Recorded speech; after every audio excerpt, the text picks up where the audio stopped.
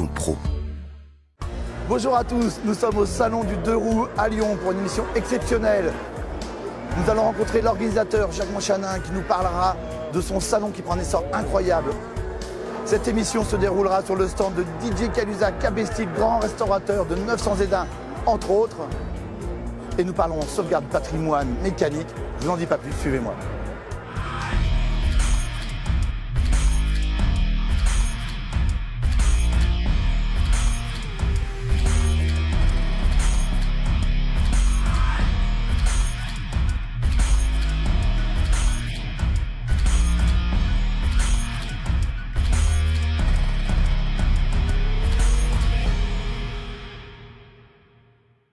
On est sur le stand de Cabestil, sur le salon du Deux Roues de Lyon, en présence de Didier Caluza. Bonjour Mickaël. Bonjour Didier, merci de nous recevoir, c'est sympa.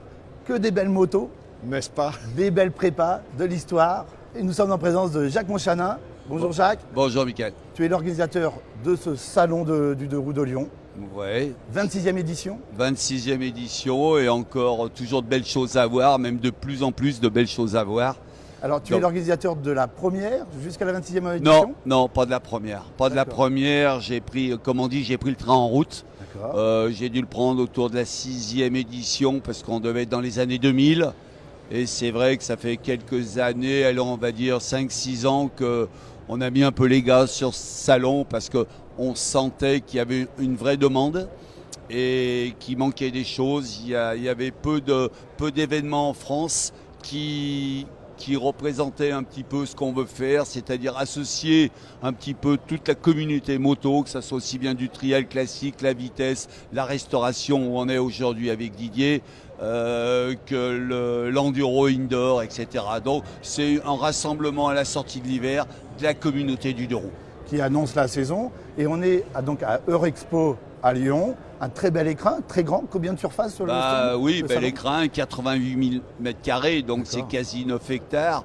Pour info, c'est 13 terrains de foot indoor. Ouais. Donc c'est vrai qu'il y a des choses à voir, avec une répartition de commerce, avec donc du concessionnaire, des accessoiristes, des bonnes affaires, des motos d'occasion. Combien d'exposants tu as? 350 exposants. 350 exposants. Tout à fait. Et surtout, la force, on voit que les constructeurs sont là, sont présents. Alors, à une époque, je crois, c'était les concessionnaires qui représentaient les marques. Aujourd'hui, tu as les constructeurs depuis combien de temps? Tout à fait.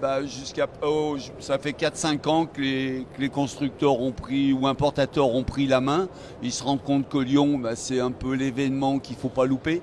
Donc, c'est maintenant chaque marque qui est représentée. Et on voit des stands très haut de gamme, puisque c'est des stands qu'on a pu voir, pour certains, au Salon de Milan, avec EICMA.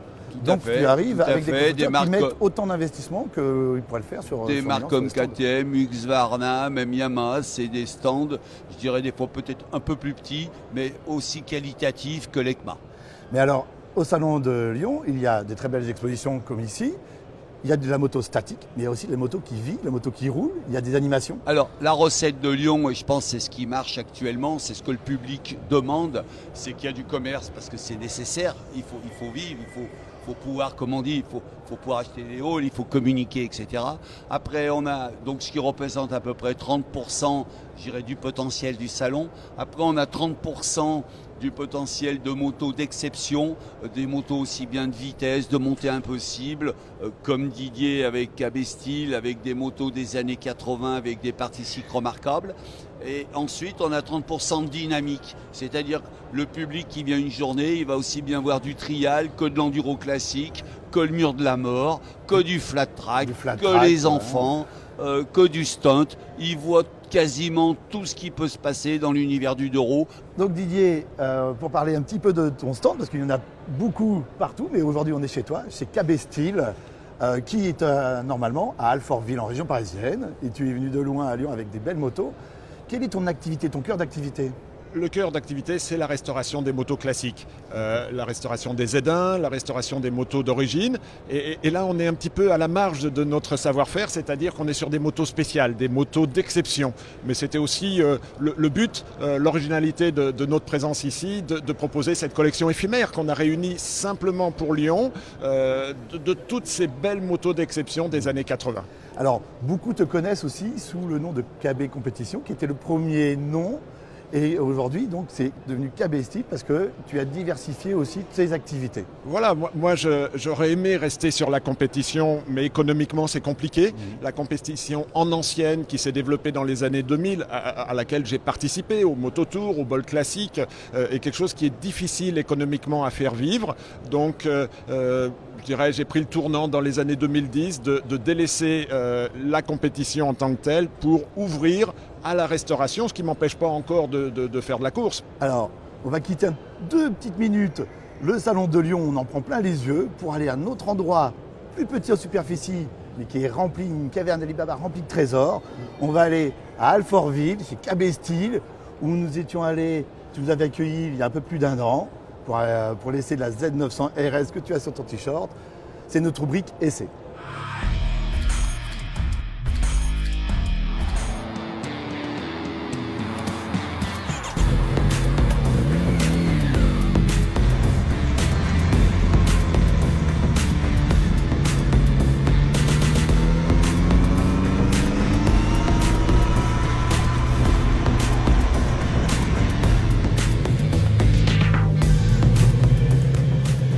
Salut Didier. Bonjour David.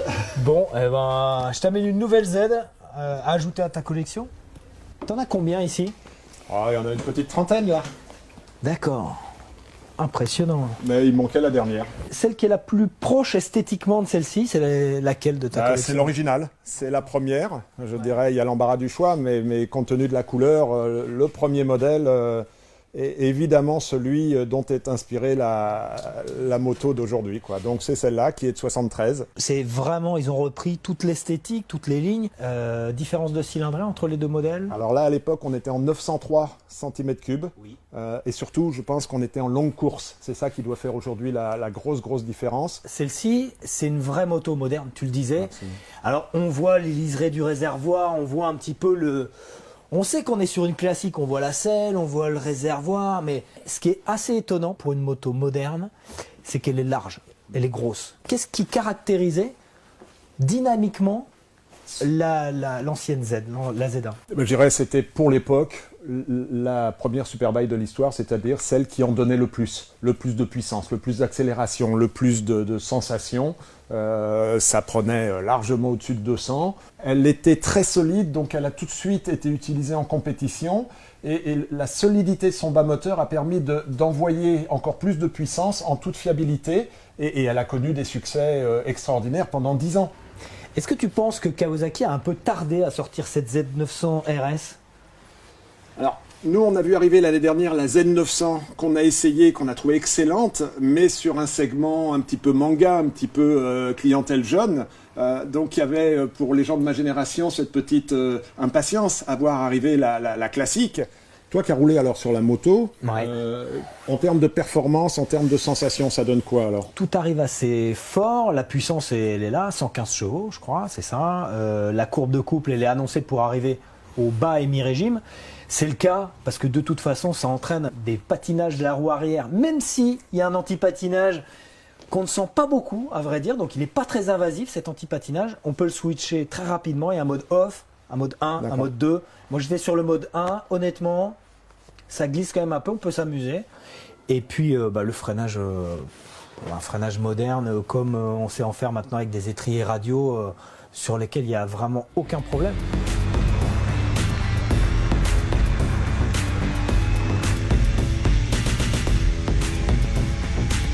Qu'est-ce qui était changé en priorité sur la Z1? Qu'est-ce que les propriétaires de Z1 changeaient le plus? Alors, il changeait tout ce qui me demande aujourd'hui de retrouver à l'original. Très bien, c'est-à-dire c'est bon à savoir. c'est les mêmes à l'époque qui prenaient la scie pour couper les garde-boue, Oui. qui changeaient les coloris des réservoirs ou la forme des selles, et qui aujourd'hui me disent, en tant que bon collectionneur, vous me faites surtout la moto telle qu'elle était à l'origine, à la sortie chez le concessionnaire.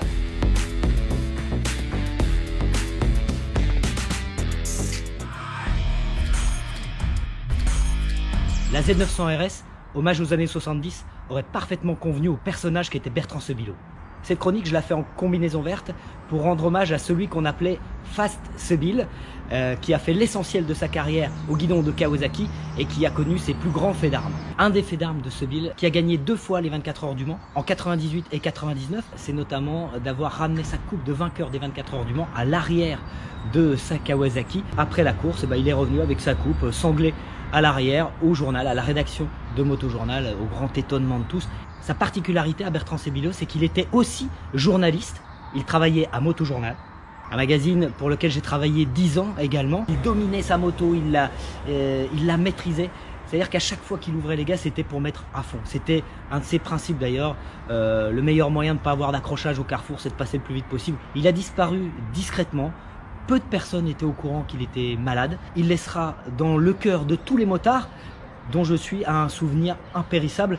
Le souvenir d'un grand homme, d'un grand journaliste et d'un grand pilote. Allez, on attaque les brèves avec nos amis de la Mutuelle des motards qui mettent en place une nouvelle certification CertiMove pour tester plus en profondeur les produits, les casques. Ça va démarrer avec les casques. Ils reprennent les travaux de la fondation Maïf et Unistra à l'Université de Strasbourg avec un protocole qui colle réellement à la réalité des contraintes des équipements de sécurité. Ici, on a vu beaucoup d'éléments de sécurité sur différents stands. Est-ce que c'est important, ces protocoles de test sur les équipements? Il y a beaucoup d'équipements au Salon de Lyon. Oui, c'est important parce que déjà, CIRES, ça fait un peu avancer les choses. Malgré qu'il y ait des marques très compétitives, même qui sont présentes au salon, comme DNS, comme Alpinstar, qui sont quand même un peu, plus toutes les marques de casques, où il y a des vrais développements, il y a LS2, il y a Arai, il y a Shoei, donc toutes ces grandes marques sont présentes. Donc c'est vrai, ces certifications, je dirais, permet un petit peu de cadrer les choses et puis tirer un peu la machine vers le haut. Donc c'est bravo, il faut que ça existe, même des fois, si en tant que commercial ou en tant que production, il y a des contraintes, mais malgré tout, c'est une bonne chose.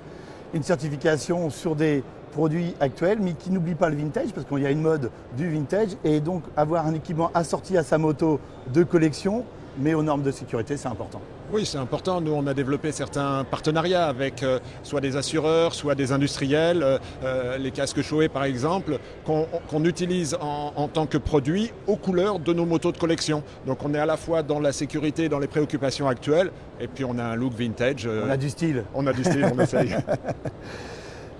Autre info importante et intéressante, David Castera, qui est désormais le nouveau patron du Dakar, le nouveau directeur sportif du Dakar. C'est une bonne nouvelle. Je dirais enfin. Enfin. Bravo.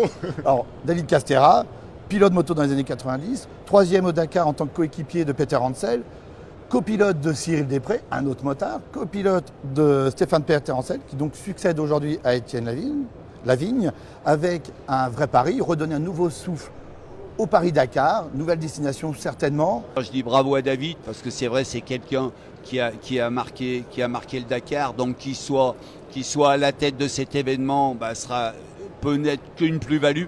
Donc bravo à lui et content pour lui et content pour les futurs participants parce qu'ils vont retrouver de l'ADN du Dakar d'antan. Pour revenir, c'est vrai, sur le Salon de Lyon, le Dakar, pour moi, a toujours été une priorité, comme je disais, sur l'endurance, parce que c'est un événement qui a été à la fois humain, à la fois médiatique, à la fois dramatique, mais aujourd'hui, il existe. Il y a des hauts, il y a des bas, il n'y a pas toujours que des bonnes années, comme dans beaucoup d'événements, mais malgré tout, ça fait 40 ans qui fait vibrer les motards, qui fait vibrer pas seulement les gens du tout-terrain, mais aussi du grand public. Une vraie passion, une vraie connaissance, une passion communicative, ça c'est important. Tout à fait, c'est un peu l'ADN de Lyon. Voilà, très bien. Autre retour, celui d'Éric Buol, le fameux concepteur des rosters à moteur Harley, qui avait été créé en 1983, disparu en 2009. Il avait tenté un retour avec EBR.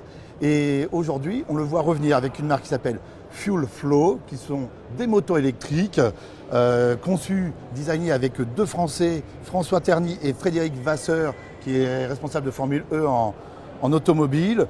Une 125 11 kW, à peu près 35 kW, un autre modèle pour le permis A2, avec la spécificité d'avoir le moteur dans le moyeu de la roue arrière, un grand coffre de 50 litres au milieu, une autonomie de 200 km pour un prix annoncé de moins de 10 000. Alors ça reste encore du projet, mais on voit sur le stand, sur le salon de Lyon, un vrai village moto électrique. C'est important, ça prend de l'ampleur. Alors, l'électrique, j'ai l'impression, on n'a pas toujours la volonté, mais on va y aller. Il n'y a pas le choix et on va y aller. Aujourd'hui, c'est vrai, à Lyon, il y a un vrai village électrique avec une piste d'essai pour tout ce qui est aussi bien vélo et un petit peu petite cylindrée.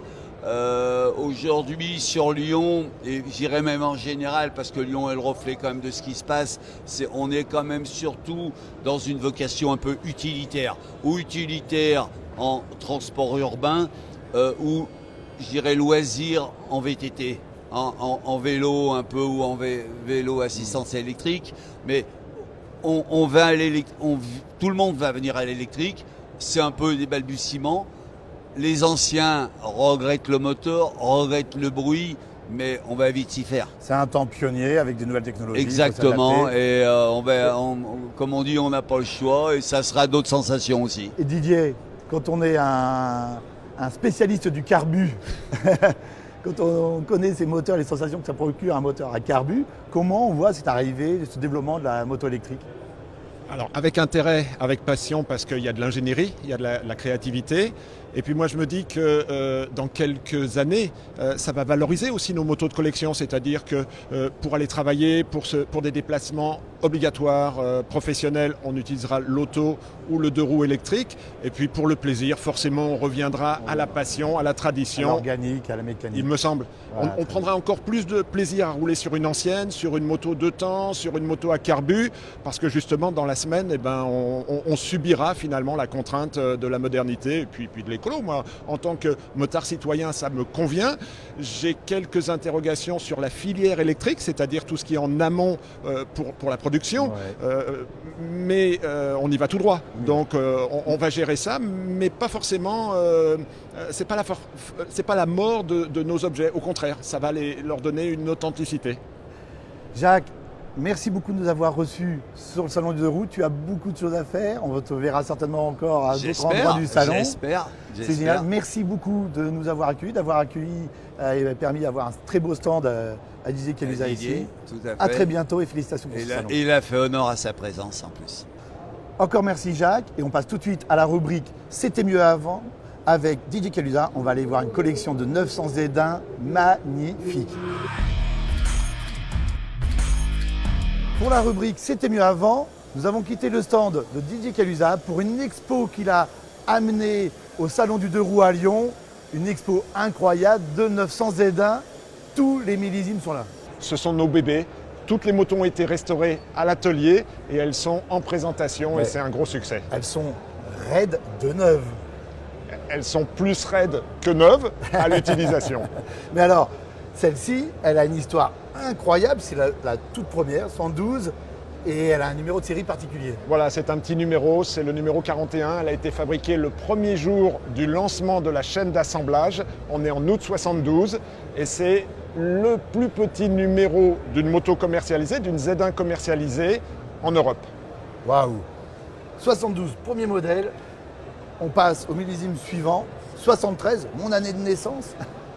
Alors, celle-ci, les différences entre les deux modèles? Alors c'est le même modèle mais il est en jaune parce que Kawasaki relance la production et les ventes au printemps 73 en introduisant un nouveau coloris donc sur le jaune et vert. Le Candy Green Yellow, c'est ça? Je lis sur l'affiche. Hein. Exactement. Elles avaient quelle puissance les 900 Z1 Alors je ne sais pas si on peut parler de puissance aujourd'hui pour ces motos-là, mais en tout cas pour l'époque c'était 82 chevaux. Mais c'était énorme. C'était la première superbike de l'histoire, donc c'était top. Ça prenait quand même plus de 200. 74. Alors en 74, le moteur devient gris. Il perd son coloris noir Exact. et il devient gris. On conserve les mêmes codes couleurs. Par exemple sur celle-ci, le vert Candy et le jaune. Il existe aussi en orange, comme la moto de 72 ou de 73. Mais le moteur devient gris et restera gris pendant quelques années, pour des questions de coût, vraisemblablement. 75, la moto évolue un petit peu. Alors elle change de coloris et de design. Là on est dans une livrée qu'on dira Bordeaux. On est sur les 4 modèles-là sur les authentiques Z1. Après les motos vont évoluer, mais on est pour les puristes sur le modèle d'origine. Pourquoi celle-ci qui est de 76. On n'est plus tout à fait dans ce modèle d'origine. À cause des normes anti-pollution. Ça y est, ça C'est-à-dire a qu'à évolué, partir de d'accord. 76, les États-Unis, la Californie imposent de nouvelles normes anti-pollution. Donc là, on passe en 77 avec la Z1000 qui est encore une évolution, mais là on perd les 4 pots, toujours pour des raisons de bruit, d'anti-pollution. Donc la Z1000 c'est une moto rare, c'est un millésime qui est passé un peu inaperçu. Et surtout à cette époque-là, il y a de la concurrence. Les autres marques ont rattrapé leur retard et finalement les Kawa à bidon rond sont un petit peu en perte de vitesse. Et là, on passe sur des bidons carrés et un tête de fourche avec la Z1R là, de 78. C'est le bonheur des collectionneurs parce que c'est un échec commercial. La clientèle n'était pas prête à recevoir ce nouveau modèle. En plus, une autonomie, une tenue de route limitée, discutable, en ont fait une moto qui n'a pas trouvé son public. Et puis la réalité, c'est que la moto, je dirais, elle était presque en avance sur son temps, c'est-à-dire que quelques années plus tard, on l'aurait encore mieux acceptée, mais elle a fait évoluer les codes et le regard des utilisateurs sur la moto des années 80 qui sont arrivés après. Merci Didier et félicitations pour cette belle collection. Merci à vous, c'est un vrai plaisir. Pour la rubrique Top et Flop, nous a rejoint Pascal Tomec. Bonjour Pascal. Bonjour à tous. Pascal Tomec de Motul, responsable de la communication Motul. Principalement de l'aspect Power Sport Monde. Power Sport, Oui. partenaire de Didier Kibza. Merci de venir nous rejoindre au Salon de Lyon sur le stand de Didier. Merci à vous. Pour ce premier top, la Kawasaki relance la production des culasses de 900 Z1, ça ne pouvait pas mieux tomber. Didier, un mot, une bonne nouvelle ? Bonne nouvelle, à deux niveaux. À la fois, techniquement, il y avait une pénurie de pièces, donc que l'usine, que le constructeur se relance et personne d'autre ne peut le faire sur ces pièces-là, ça va assainir le marché, ça va améliorer l'existant. Et puis, au niveau symbolique, que le constructeur qui a recréé une gamme néo-rétro se relance maintenant et ouvre vraisemblablement une gamme de pièces pour les motos de l'histoire de la marque, c'est exceptionnel. Je veux dire, c'est un signal fort pour tous les amateurs, pour tous les usagers et puis les passionnés de la marque. On parle de 1000 culasses produites dans un premier temps, mais réservées au marché japonais, tu arriveras à en importer ? Alors oui, parce que moi je me rends au Japon chaque année, tous les 18 mois. Il faudra une grosse valise. Voilà, ou un petit conteneur, Voilà. Ça dépend. Donc pas de problème, moi j'avais l'information déjà de mes fournisseurs japonais qui m'annonçaient cela. On attend les tarifs, on attend la disponibilité, on attend l'état de fabrication de ces pièces-là. Mais en tout cas c'est enthousiasmant parce que ça va redonner un nouveau souffle qualitatif à notre travail et c'est excellent, quoi. Nouveau souffle aussi pour un autre top. L'Allemagne a refusé la limitation de vitesse sur ses autoroutes. On sait qu'en Europe, c'est le seul pays à avoir des tronçons d'autoroute où on peut rouler à fond. Ils ont des grosses motos puissantes, des grosses voitures, et les Allemands disent non. Le gouvernement, le porte-parole du gouvernement a expliqué que la limitation de vitesse n'apportait pas grand-chose dans l'équilibre climatique, qui était la raison avancée, moins de pollution, et qu'il y avait d'autres mesures plus importantes à prendre avant. On est d'accord. On aimerait que ça se passe en France aussi. Oui. On passe au flop tout de suite avec, hélas, le décès de Keith Flint, le chanteur du groupe Prodigy, un vrai passionné de moto, qui avait créé un team pour le Tourist Trophy qui s'appelait le team Traction Control, engagé en 2014 au Tourist Trophy, propriétaire également d'une Moto 2, voilà, c'est une perle pour la musique et pour le monde de la moto. Alors, on passe à un flop, alors là c'est plutôt une petite blague, puisque c'est la vidéo d'un jeune avec son Kawa 300, mais aux couleurs de Rossi, qui essaie de faire un burn et qui entre dans la vitrine d'un magasin. Bon, c'est pas très malin, petit flop. En revanche, un flop plus gênant, c'est le championnat Moto E, le championnat moto électrique dans le cadre du MotoGP, qui dans la nuit de mercredi dernier à jeudi a pris feu. Toutes les motos ont pris feu lors de la séance d'essai à Gérèse. Malgré tout, Nicolas Goubert, le responsable de ce championnat, a affirmé que le championnat aurait bien lieu. Il va être décalé dans le temps, mais on aura des motos électriques en course de compétition avec normalement 5 dates. Voilà pour les tops et les flops. On passe tout de suite au Garage Prod.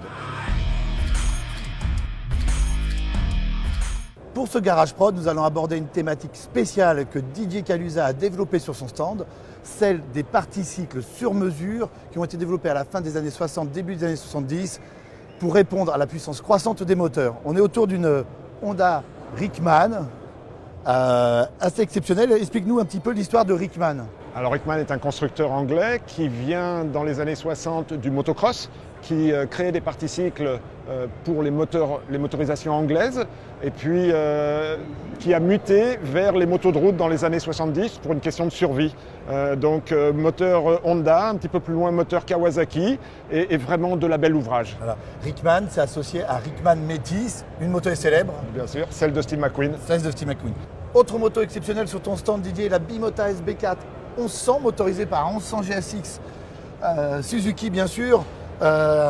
Cette moto, elle date de quelle époque? Alors 1984. Voilà. Précision, le TA de Bimota, c'est Massimo Tamborini. La 916 Ducati, la MV Agusta, moderne. C'est partie des plus belles motos de série du monde. Hein, voilà. On est dans la haute couture. Puisqu'on parle de pilotage et de performance, on va aller voir une autre moto sublime, alors qui moi me fait rêver, c'est les Godier Genoux. Là, on parle de 2 pilotes, on quitte un petit peu le monde du cadre sur mesure, mais pour parler de motos vraiment emblématiques de cette période. Surtout qu'on est à Lyon, on est en Rhône-Alpes, et c'est la région d'origine de Georges Godier, de Alain Genoux. Donc ici, on sent bien au salon l'intérêt, la connaissance, l'estime que porte le public au constructeur Godier Genoux, qui avait un statut de constructeur à l'époque. Donc là, on a une machine d'époque, restaurée. Alain Genoux est toujours en activité et fait des motos qui sont sublimes. Mais là, c'est la moto de 1984, reconstruite à neuf, et elle est prête à prendre la route. Que tu as reconstruite à neuf avec une peinture particulière que tu as fait refaire à l'identique, c'est ça, hein? Effectivement, c'est notre peintre, Juanito, California Peinture, qui a repris la décoration, les coloris, les formes de la peinture d'époque. C'est très élaboré, évidemment pour le travail qu'il a fait lui, mais aussi pour la création qu'il y avait dans les années 80. Incroyable. Alors là, une Negli, alors là c'est une moto impressionnante avec ce radiateur en plus à l'arrière, ces grosses durites. Qu'est-ce que c'est que cette moto, cette 1 MRD, c'est ça? Voilà, alors là c'est l'extrapolation, c'est le moteur Kawasaki des années 70 avec un turbo compresseur. On est dans les années turbo. On est sur un 900 Z1. À l'origine, on est sur un 900 Z1 très élaboré, très préparé, très survitaminé. La 900, vous avez 80 chevaux. Ouais. Là, on est à 180 chevaux. Oh là! Donc c'est une moto d'exception. 1980. 10 exemplaires construits, le seul exemplaire français. Ah ouais, mais là c'est la magie du turbo qui a des performances. Alors quelle vitesse? À Nardo en Italie sur circuit, 330 km/h. Voilà, le credo de Egli, c'était pas l'esthétique, c'était l'efficacité et la technologie. Voilà. C'est une Martin que je vois là. Exactement. Avec un moteur de 1000 Kawa, 1000J 1000J Kawa, oui, tout à fait. 81 82. 82. D'accord. Très belle machine authentique et d'époque, bien sûr, comme toutes les motos qui sont là. La particularité de cette moto-là, c'est que c'est une Martin allemande. Et elle bénéficie d'une partie cycle qui est renforcée. Il y avait des exigences de sécurité et des contraintes d'homologation qui fait que les versions allemandes qui étaient commercialisées en Allemagne étaient équipées de goussets et de renforts tout à fait spécifiques. Moto très très rare. Et là, une moto plus rare, un nom peut-être moins connu, une Segale, je prononce bien? Absolument. C'est ça, donc c'est un fabricant de cadres, de parties cycles italien. Voilà, Luigi Segale a fabriqué cette moto pour Honda Italie. La moto a roulé en championnat du monde d'endurance. Segale a fabriqué 4 motos et c'est, à ma connaissance, la seule de la première génération qui existe encore et qui est complète. Elle est dans son jus? Absolument. Pour Lyon, on l'a amené tel que. Le moteur a été refait par Bernie Saunders en Angleterre. Il est tout neuf, il n'a pas encore démarré. On va peut-être restaurer après la partie cycle et la carrosserie, mais on voulait absolument la présenter parce que c'est une moto mythique. On n'est pas très loin de l'Italie et ça nous plaît beaucoup. Super, merci beaucoup. On est au milieu de l'histoire de la moto, du vintage. On va parler de quelqu'un qui a cette sensibilité, qui travaille boîtier en main, appareil photo sur les circuits depuis plus de 40 ans. Il s'agit de quelqu'un que tu connais, c'est Bruno Desgaillés. Tu as fait le mototour avec lui, je crois. Oui, tout à fait. Le premier mototour, on l'a fait ensemble, sur le même circuit. On va aller à sa rencontre, c'est notre rubrique Portrait.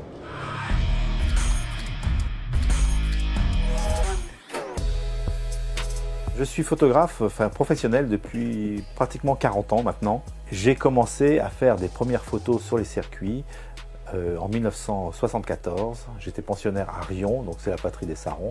Effectivement, il y a 40 ans, tout le monde vous dira que sans carte de presse, en se débrouillant un petit peu, on pouvait être devant le départ d'un Grand Prix moto, ce qui serait complètement impossible maintenant.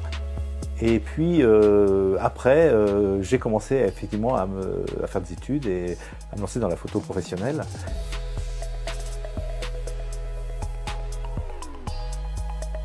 Alors, l'actualité de cette année, c'est la sortie du livre édité par la FFM qui s'appelle Gueule de motard 2, au féminin aussi. En fait, c'est un livre qui a 365 portraits de personnalités de la moto, des personnalités connues et moins connues. Je me suis toujours dit que dans ce milieu, il y a vraiment des gueules, des tronches que l'on ne trouve pas ailleurs. Parce que le motard, c'est quand même quelqu'un qui sort beaucoup à l'extérieur, qui est buriné, qui a des histoires à raconter. Et tous ces gens-là, depuis que je les fréquente, comme je fais beaucoup de portraits, je me suis dit un jour, j'aimerais bien faire une expo avec ces portraits. Tous ces portraits, c'est, comme dit Jacques Boll, c'est un livre, c'est un des rares livres de moto où il n'y a pas une seule moto en photo, parce qu'il n'y a que des portraits de gens de la moto. L'échantillonnage des portraits qu'il y a dans ce livre est vraiment est très très large. On va avoir des champions du monde de moto, comme Zarco, comme Saron, comme Baldé. Et puis aussi des inconnus. Alors toutes les photos ont été effectuées avec le même matériel pendant 2 ans. C'est-à-dire j'ai pris exactement le même objectif, c'était un 85 mm. J'ai fait les photos sur un fond noir. J'ai choisi le fond noir parce que c'était assez neutre pour tous les portraits, avec juste 2 éclairages. Donc le principe c'est que tout le monde soit éclairé de la même manière. Et j'ai choisi le noir et blanc pour un peu uniformiser tout le monde. C'est-à-dire qu'il n'y ait pas trop de différence entre les personnes. Comme j'aime bien l'histoire de la moto, ou l'histoire en général, l'histoire de l'automobile, j'ai retrouvé dans mes archives des photos que j'ai faites il y a 40 ans, que j'ai ressorties et qui ont un certain charme. Là, je suis en train de préparer tout un sujet que j'avais fait en 1976 aux 24 heures du Mans moto, au Mans justement. Je rachète aussi beaucoup de négatifs et de photos originales, mais pas des photos, les négatifs ou les diapositives originales sur la moto et qui datent, on peut partir de 1900, j'allais dire, jusqu'à maintenant, que je travaille, que je scanne, que je retouche parfaitement et je ressors ces photos pour faire des tirages numérotés en très peu d'exemplaires, de 15 à 30 exemplaires maximum, que je vends dans les salons comme Rétromobile. La rubrique Web Atelier vous est présentée par La Bécannerie, tout l'univers du 2 roues.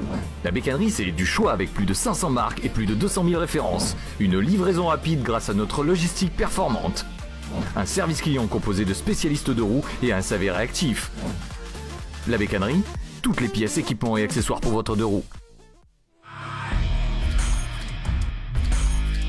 Pour ce web atelier, on est en présence d'un véritable bureau d'études avec une planche à dessin et dessus le schéma du cadre de la KB1 à côté. On va parler réfection de cadre ancien. Tout à fait, on a voulu faire un petit clin d'œil ici à Lyon avec les motos spéciales et recréer un peu l'ambiance d'un bureau de design et d'un atelier. Montrer aussi ces motos toutes nues, montrer ces motos en cours de restauration. On a les planches d'usine, les tarifs, les lettres circulaires de l'usine et puis là on a la moto à restaurer. Quel conseil donnerais-tu à quelqu'un qui voudrait se lancer dans la restauration, qui serait intéressé par restaurer une moto ancienne pour la réfection du cadre? Parce que le cadre c'est un élément de sécurité, il faut vraiment surveiller, il y a des points importants. Alors effectivement, d'abord prendre le temps, se donner les moyens, tout démonter, tout mettre à nu, confier le cadre à un spécialiste équipé d'un marbre, faire contrôler à la fois son alignement. On a des outils qui font 2 mètres, qui contrôlent vraiment tous les aspects du cadre. Et puis aussi regarder les soudures, parce qu'on est sur des vieilles machines qui ont pu avoir une existence lourde, chargée, des chutes, des accidents. Donc et tout bien ça n'est faire pas vérifier. forcément visible à l'œil nu. À l'œil nu du profane, sûrement pas. À l'œil du professionnel, bien évidemment. On redresse, on remplace, il se peut que tu coupes la boucle arrière, passer une autre boucle, ou tu essaies de préserver au maximum les éléments d'origine. On redresse et on remet en ligne, oui, ça c'est l'affaire d'un sous-traitant spécialisé dont c'est le métier et qui est équipé pour. Remplacer des éléments de la structure du cadre est toujours délicat quand on peut éviter de le faire, mais s'il faut sauver la moto pour la préserver, ben, on y passera. Par contre, sur les motos de série, on a souvent des petites pattes, des petits accessoires qui tiennent les clignotants, tout ça qu'il faut remplacer parce qu'ils ont été supprimés. Mais on reste quand même sur la structure d'origine de la moto. Donc s'il y a un conseil à donner, quand on se lance dans un projet de restauration d'auto ancienne, le cadre, vigilance, attention, demandez le conseil à un professionnel. Pour notre rubrique débat, nous allons aborder aujourd'hui une thématique importante qui est la sauvegarde du patrimoine auto et moto et dans laquelle s'implique particulièrement Motul. Il y a la fondation Motul. Pascal, est-ce que tu peux nous en dire un petit peu plus ? Et oui, comme tu viens de le dire, sauvegarder le patrimoine. Donc ça consiste en quoi de sauvegarder le patrimoine ? Eh bien c'est éviter que tout ce qui a été d'utilité publique pendant de nombreuses années puisse quitter le territoire. Que personne effectivement puisse s'occuper de ce qui se passe. Et un jour, si on veut raconter des belles histoires à nos jeunes, eh bien si ça disparaît, on ne pourra pas raconter grand-chose.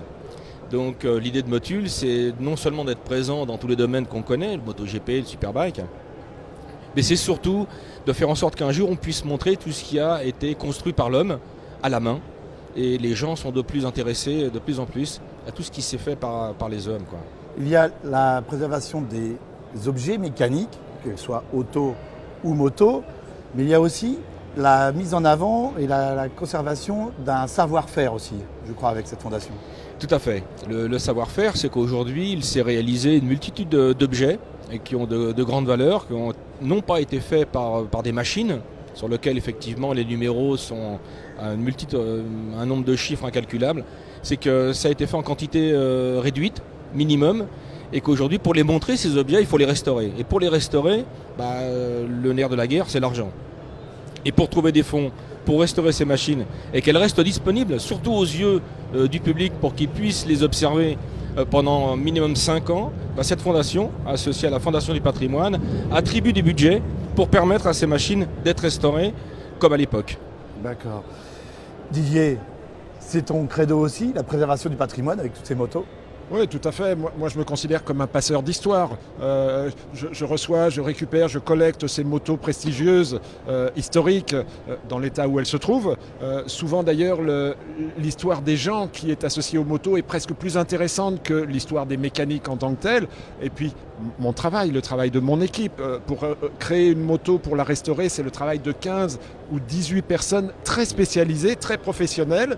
Eh bien, c'est de mettre tout ça en œuvre et puis de passer soit à la nouvelle génération, soit aux collectionneurs et surtout de faire durer, de perpétuer. Alors, ce n'est pas le passé qui nous intéresse en tant que tel, c'est de se projeter vers l'avenir et tout ce savoir-faire, de le transmettre aux générations. C'est conserver une continuité d'histoire et de transmettre aux jeunes générations, c'est important quand... Tout à fait, c'est très important qu'aujourd'hui les jeunes puissent découvrir à travers ce que les anciens ont pu faire. Regardez l'attachement que les gens peuvent avoir aux montres. Oui. Regardez l'horlogerie, comme l'horlogerie peut sonner aux yeux, à l'oreille et à l'âme des gens. Eh bien, nous, dans notre univers, dans la moto, c'est exactement la même chose. C'est une mécanique de précision aussi. C'est une mécanique de précision qui a été ajustée par des hommes, souvent en petit nombre. Qui en plus a une dimension de sécurité. Si la mécanique a défaut, une montre qui s'arrête, c'est pas très grave. Complètement. Mais une mécanique de précision comme la moto, comme les moteurs que tu refais, il faut que ça soit parfait, une précision suisse, d'horloger suisse, parce qu'il y a une dimension de sécurité avec ça. Complètement. Et est-ce qu'il n'y a pas un risque dans cette conservation du patrimoine que certains s'emparent de ça pour spéculer et fassent monter de façon déraisonnable le prix des motos avec une bulle de spéculation qui prive peut-être de certains motards de l'accès à cette histoire de savoir? La Fondation du patrimoine, c'est quelque chose qui est géré par l'État. Fondation-patrimoine.org, justement pour empêcher cette spéculation. Vous avez des pays anglo-saxons qui aujourd'hui vont récupérer des machines qui ont été faites en France, par la main française, et vont les racheter à des prix souvent très bas, vont les restaurer et vont spéculer de manière indécente. Pour éviter ça, la Fondation du patrimoine et Motul ont justement bloqué ce phénomène de spéculation. D'où, lorsque vous vous inscrivez à la Fondation et que vous bénéficiez d'un budget pour un projet, cette machine, elle est préservée pendant 5 ans aux yeux du public dans n'importe quel musée de France. Donc elle doit obligatoirement, dans le contrat, dans l'engagement que prend la personne qui va restaurer cette machine, de mettre à disposition cette machine pendant 5 ans dans un musée. Donc c'est indispensable.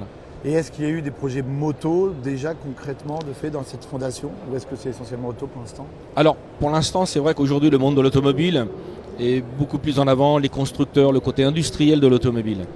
Dans la moto, on n'a pas trop de projets.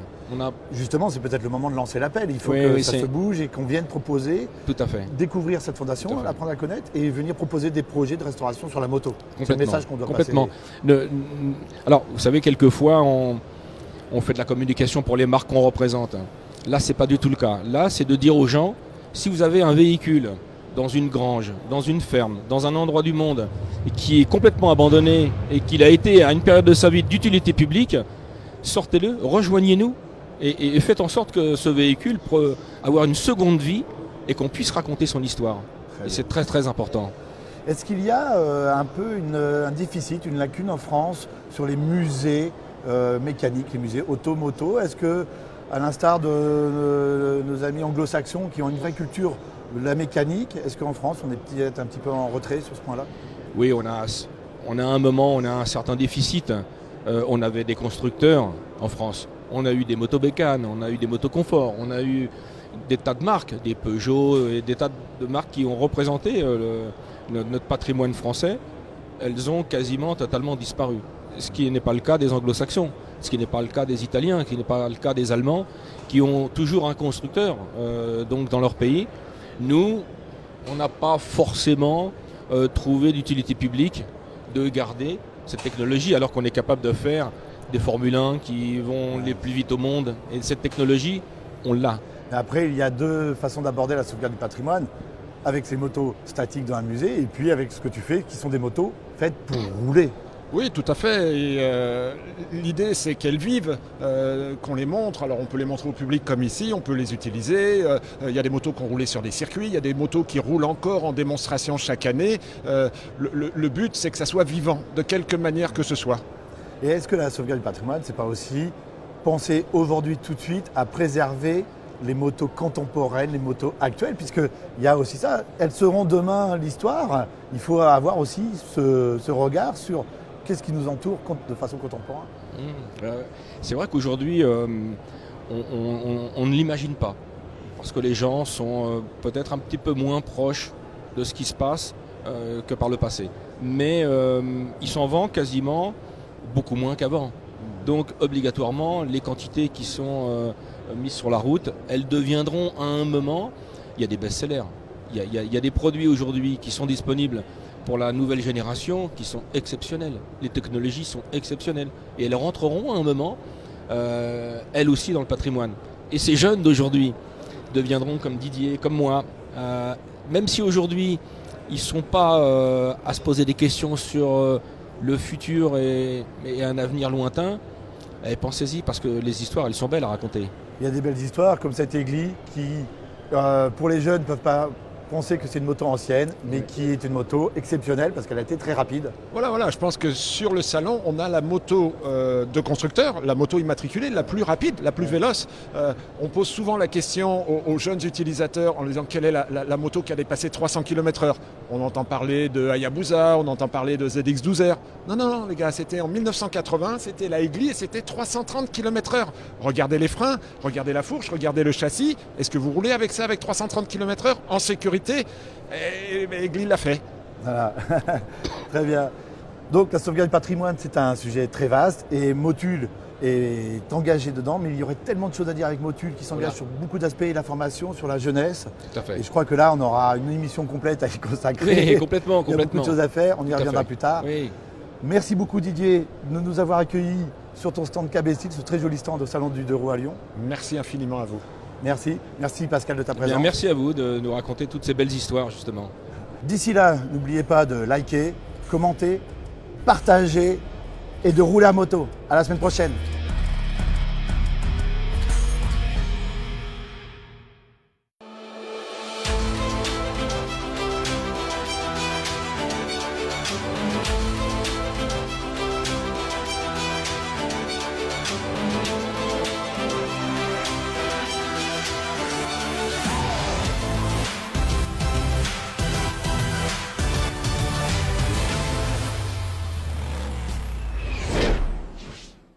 DAFI, la passion pro.